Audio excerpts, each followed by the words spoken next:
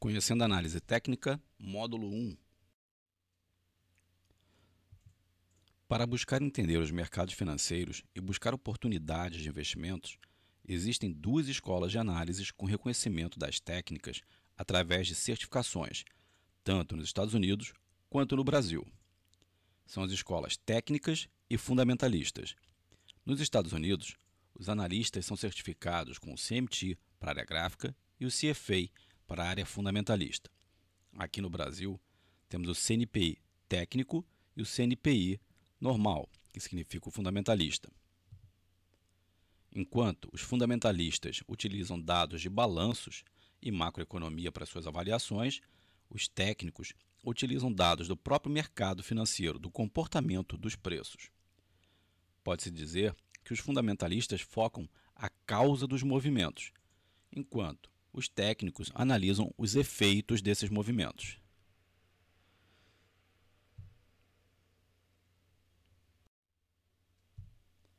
Na prática, a grande diferença entre as escolas está na estratégia operacional.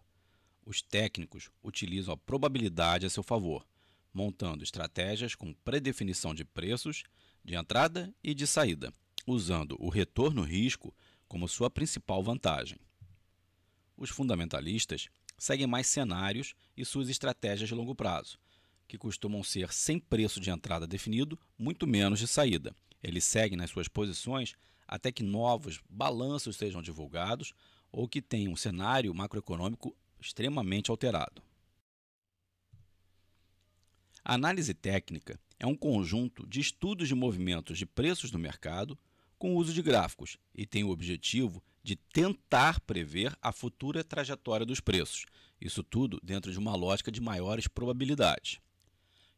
Para isso, então, a análise técnica utiliza dados de cotações, volumes e contratos em abertos dos ativos. Origem da análise técnica. Em 1724 nascia Muniz a Roma, que foi considerado o pioneiro no uso da análise técnica. Diz a lenda que ele conseguiu mais de 100 trades corretos consecutivos. Suas teorias foram evoluindo e hoje em dia são muito usadas suas técnicas nos candlesticks. Ele percebeu que o mercado se comportava de forma repetitiva e que assim era possível identificar padrões de operações. Ele era metódico e disciplinado, registrava informações históricas detalhadas das movimentações dos preços na época do arroz e associava aos eventos. As operações eram feitas em Osaka, no tempo do Japão feudal, isso por volta de 1730, no primeiro local de negociação que se tem conhecimento, a primeira bolsa de valores, que era no jardim da casa de um mercador de arroz. Origem da análise técnica. Em 1724 nascia Muniz a Roma, que foi considerado o pioneiro no uso da análise técnica. Diz a lenda que ele conseguiu mais de 100 trades corretos consecutivos. Suas teorias foram evoluindo e hoje em dia são muito usadas suas técnicas nos candlesticks. Ele percebeu que o mercado se comportava de forma repetitiva e que assim era possível identificar padrões de operações. Ele era metódico e disciplinado, registrava informações históricas detalhadas das movimentações dos preços na época do arroz e associava aos eventos. As operações eram feitas em Osaka, no tempo do Japão feudal, isso por volta de 1730, no primeiro local de negociação que se tem conhecimento, a primeira bolsa de valores, que era no jardim da casa de um mercador de arroz. Construindo gráficos. As construções dos gráficos geralmente partem de uma lógica comum. Os preços são representados por linha ou por barras. E, independente do tempo gráfico, a construção segue a regra de que as cotações se deslocam no tempo da esquerda para a direita. E os preços são deslocados para cima, se sobem, ou para baixo, se caem. Gráfico de linha. O gráfico de linha ele é construído considerando apenas o último negócio de cada período observado. Esse gráfico ele é indicado para estratégias com base na confirmação por fechamentos. Ele é mais utilizado por investidores conservadores. Ele também facilita visualizar suportes e resistências pelas marcações de fundos e topos, assim como as reversões de tendências.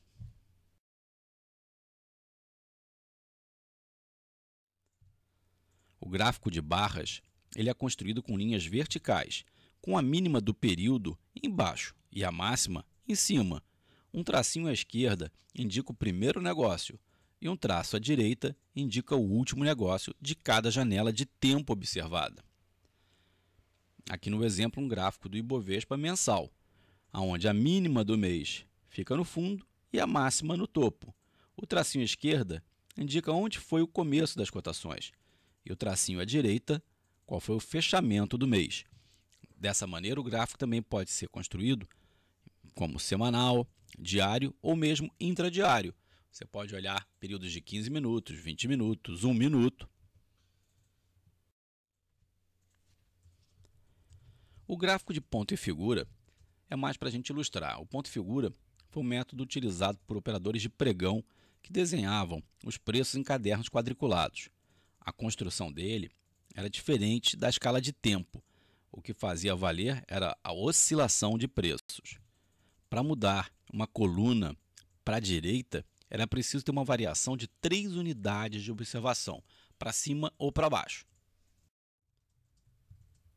O gráfico de candlestick é um gráfico de barra japonês.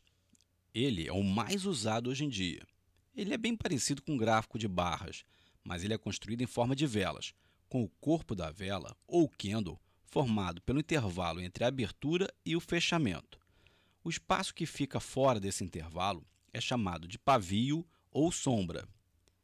Quando o ativo fecha em alta, ou seja, acima do preço de abertura, o corpo dessa vela ou candle ele fica cheio, tem uma coloração clara, chamado pelos japoneses de dia de luz, o dia de alta. Já quando o ativo fecha o candle abaixo do preço de abertura, a vela forma uma cor escura, o dia de trevas, o dia de queda. Steve Nissen foi um investidor de Wall Street que popularizou esse tipo de gráfico, observando uma companheira de trabalho japonesa utilizando essa ferramenta. Deste gráfico surgem diversas estratégias operacionais. O gráfico de candlesticks, se tiver apenas um negócio, fica apenas um tracinho.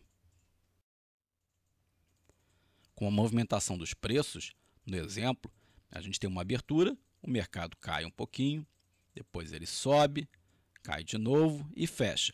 O espaço entre a abertura e o fechamento formou um candle de alta, uma vela clara. O que ficou entre a abertura e o fechamento são os pavios desenhados de forma fininha. Num dia de baixa ou num período de baixa, o mercado tem uma abertura, sobe, cai, faz uma mínima, volta a subir um pouco e acaba fazendo um fechamento abaixo do preço de abertura. Daí forma-se uma vela negra, um corpo de candle escuro. Com o uso de candlesticks, é possível visualizar diversas figuras na formação dos gráficos. Essas figuras geram estratégias operacionais que facilitam a vida do investidor. Nesse exemplo gráfico, a gente tem o mesmo gráfico utilizado agora há pouco para mostrar o gráfico de barras. Olha como fica diferente a visualização. No mês de maior queda do Ibovespa, a gente tem a formação de uma grande sombra inferior, ou pavio. E a gente percebe que a concentração das operações entre a abertura e o fechamento ficou na parte mais alta do mês de queda. Para analisar os gráficos, a gente precisa adaptar a escala, ou seja, a variação percentual em um gráfico, ela perde relevância na parte de baixo, quando existe uma grande variação nos preços. Para isso, para usar gráficos de longos prazos, o ideal é usar a escala Semilog. A indexação dos gráficos também é possível. Você pode trabalhar com dados de um ativo, convertendo por outros valores de moedas ou mesmo dividindo por outros ativos, fazendo uma comparação da correlação, assim como os long and shorts.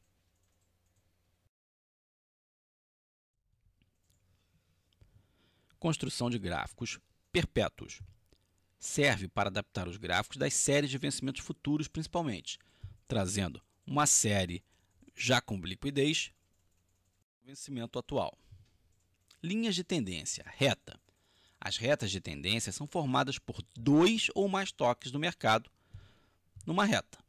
Se a inclinação dessa reta for positiva, para cima, é uma linha de tendência de alta. Se a inclinação dessa reta for negativa, a reta for para baixo, é uma linha de tendência de baixo, uma LTB. As LTAs devem ser traçadas pelas mínimas, assim formam suportes. As LTBs devem ser traçadas pelas máximas, formando resistências.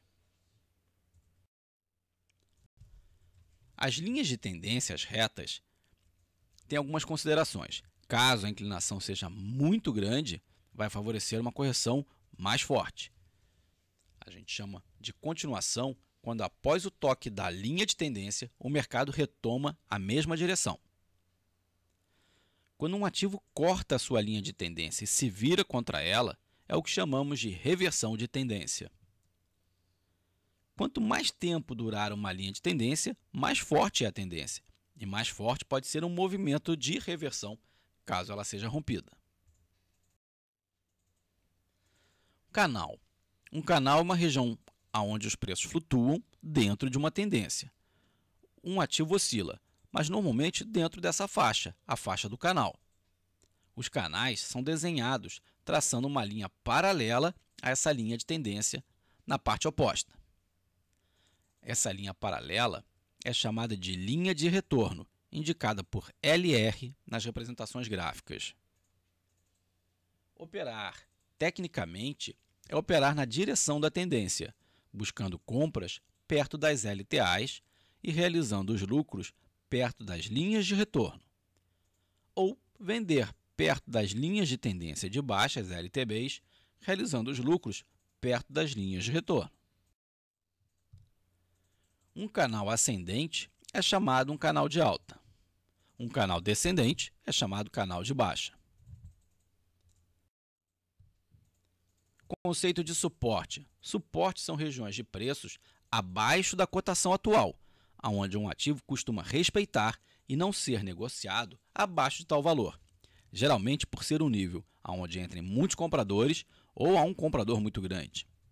A memória de preços também influi em suportes.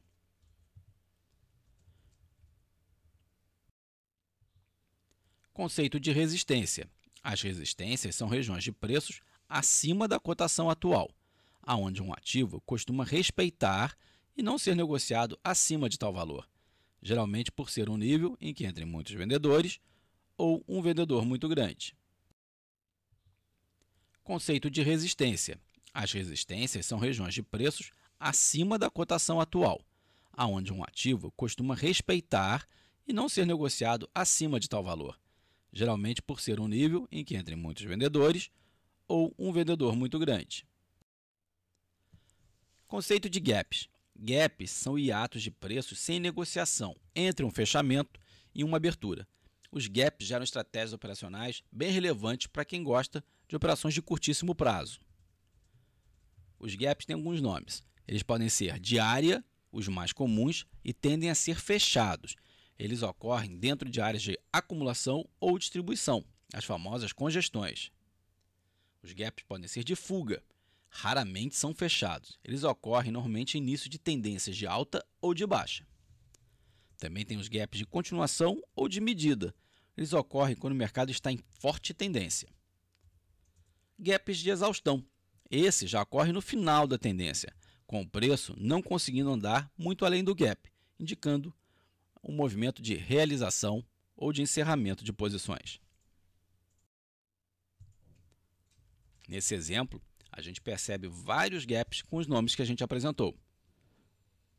Os gaps de área, feito em congestões, normalmente são fechados. Gaps de fuga, geralmente não são fechados, início de tendência. Gaps de medida, alguns são fechados, outros não. E o gap de exaustão, o último dos gaps no final da tendência, que quando é fechado e o mercado começa a trabalhar na direção oposta, gera uma oportunidade de encerramento da tendência. Padrões de reversão. O mais clássico é o ombro cabeça a ombro. É uma figura típica de reversão. O mercado deixa um topo, cai um pouquinho, depois volta a subir fazendo um novo topo mais alto que o anterior. Então, o ombro e a cabeça. Depois, ele volta a cair na linha de suporte inicial, chamada linha do pescoço. Depois ele sobe um pouquinho e falha, não conseguindo fazer um novo topo. E aí, quando perde a linha do pescoço, ele projeta a altura entre a linha do pescoço e a parte mais alta do gráfico para baixo.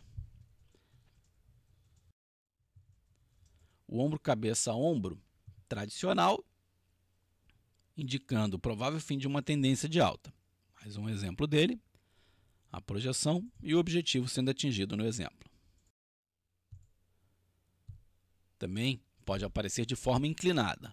O mercado vem formando ombros e cabeças e de repente ele falha, não fazendo uma nova máxima, faz o ombro, cabeça, ombro. A altura entre a linha do pescoço inclinada até a parte mais alta é projetada para baixo quando há o rompimento da linha do pescoço. Um movimento clássico também, após o rompimento da linha de pescoço, é um retorno à antiga linha, chamado pullback. O ombro, cabeça, ombro também pode aparecer numa tendência de baixa, no fim dela, indicando a reversão do movimento de baixa. Chama-se ombro, cabeça, ombro invertido. A análise de projeção é a mesma.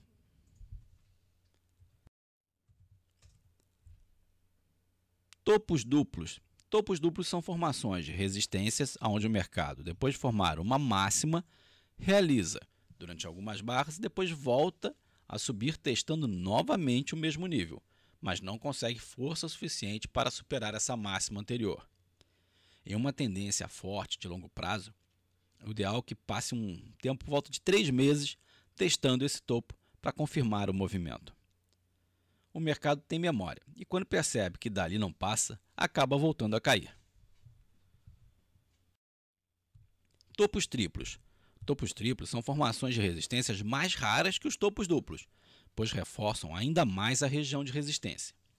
As realizações nessas formações costumam ser mais fortes que as realizações de topos duplos. Aqui no exemplo a gente vê um teste de topo duplo e quando é testada a terceira vez, a realização na linha 3 fica bem mais forte que na linha 2. Fundos duplos e triplos. Os mercados em queda também formam suportes que podem ser confirmados com o segundo ou o terceiro teste de aproximação. Da mesma maneira, um fundo duplo provoca uma correção melhor e um fundo triplo, normalmente uma correção muito mais forte.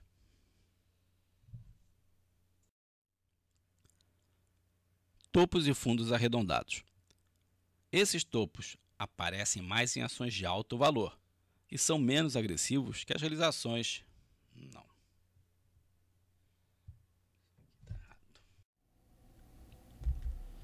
O dia-chave de reversão. Essa é uma figura muito clássica do mercado que sugere uma operação de venda com índice de acerto muito grande. O dia-chave de reversão ele ocorre de forma mais suave que as outras reversões. Ele geralmente pega um dia que abre com um volume muito grande, com os preços já subindo violentamente, seguindo a tendência anterior, mas que ao longo do pregão, passando assim 1 hora e meia, o volume começa a diminuir, as cotações também vão perdendo aquele ímpeto de alta, o mercado começa a realizar um pouquinho. E quando você olha, o ativo já caiu e está fechando o dia no vermelho, no negativo. Tá? Isso já em relação, claro, ao dia anterior. Então, o dia seguinte a essa movimentação vai ser normalmente um dia de confirmação maior ainda, né?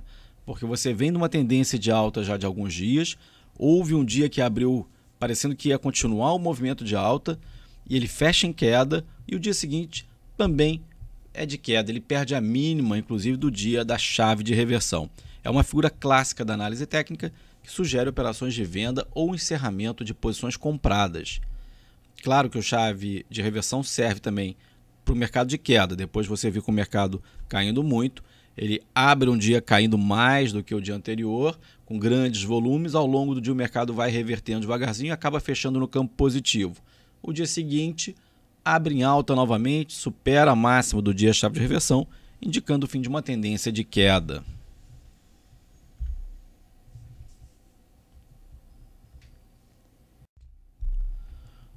padrão da ilha de reversão. Esse é um padrão raro de acontecer, mas quando aparece, ele faz uma figura muito nítida no gráfico e que favorece aos traders encerrarem posições, né? Se você está comprado numa tendência de alta e percebe um gap de alta num dia, né? No dia seguinte um gap de baixa, ou 2, 3 dias depois um gap de baixa, isolando um grupo de candles ou um candle isolado, é sinal de que aquela tendência de alta ou acabou ou no mínimo vai realizar essa movimentação. Então, se eu estou comprado, eu vou zerar minha posição. Se eu estou zerado, eu posso até pensar em abrir uma venda alugada.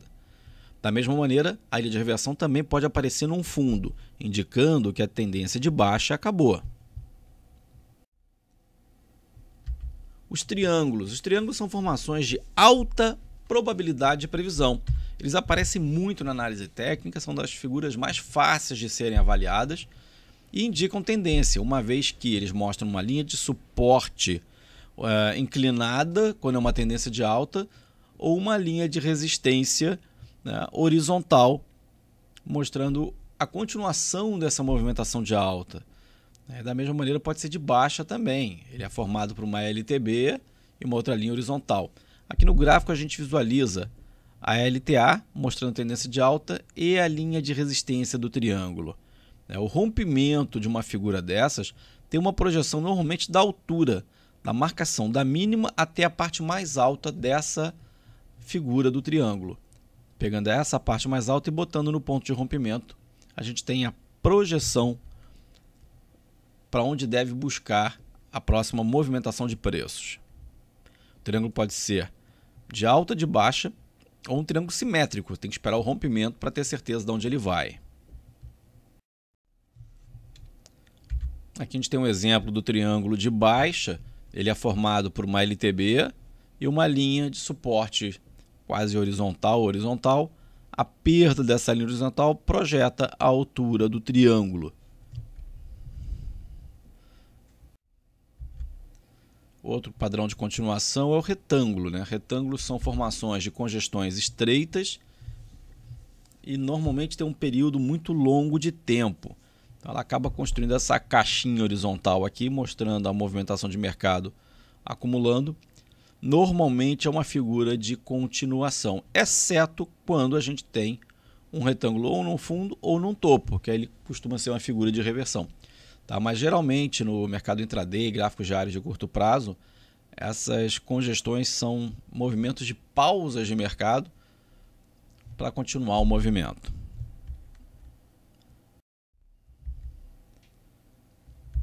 O retângulo ele normalmente ocorre em ativos de baixa liquidez e seu rompimento ocorre quando sai algum fato novo, né, sinalizando aí uma movimentação diferente para aquele ativo. Bandeiras e flâmulas. Essas são formações mais de curto prazo e com alta previsibilidade de acerto. São figuras de forte tendência, normalmente tem um rally de alta ou de baixa, claro.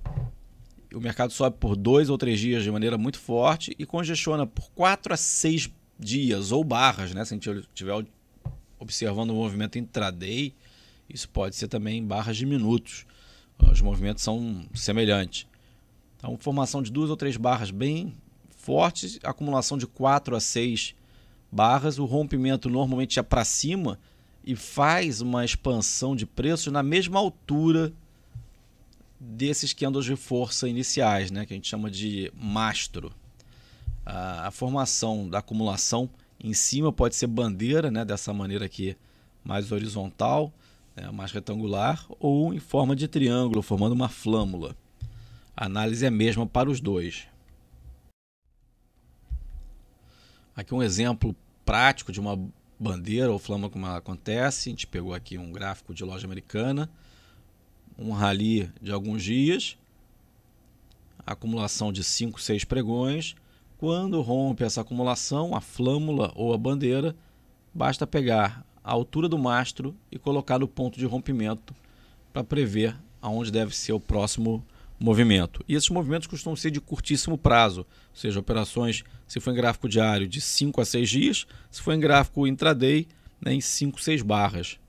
Normalmente não demora mais que isso para atingir o objetivo.